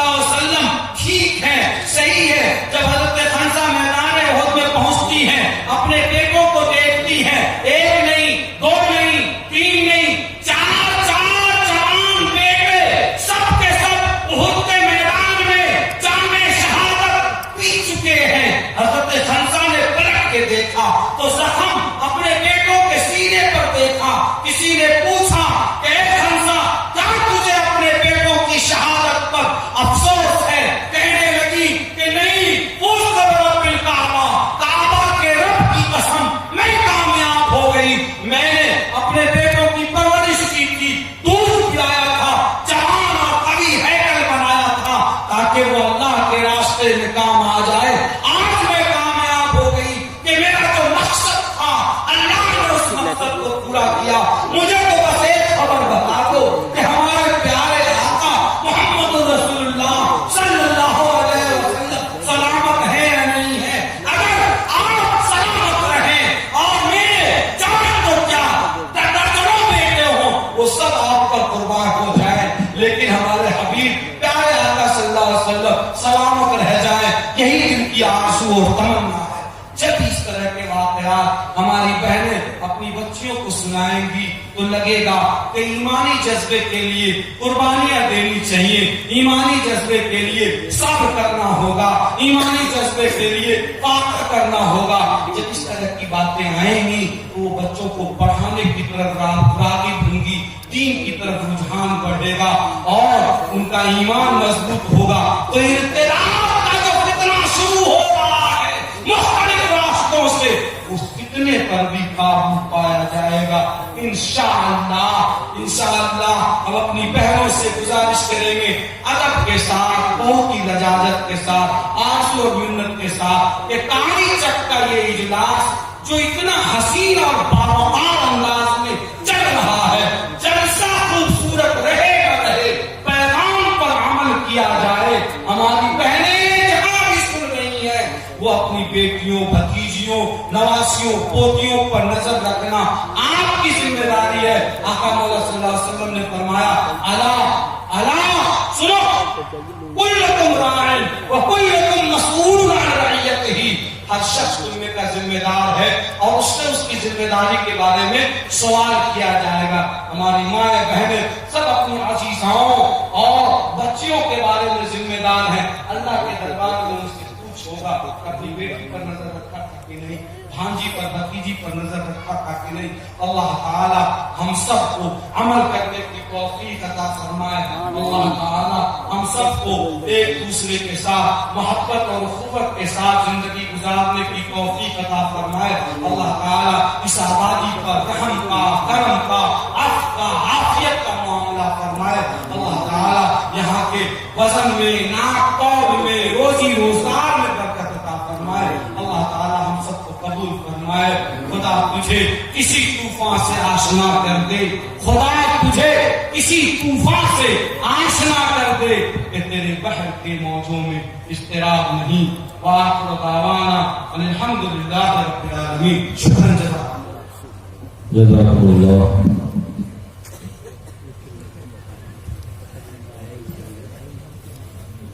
جزاکم اللہ خیرا. حضرت مولانا مفتی قاضی وسیع صاحب قاسمی، قاضی عمارت شرعیہ پورا قیمتی بات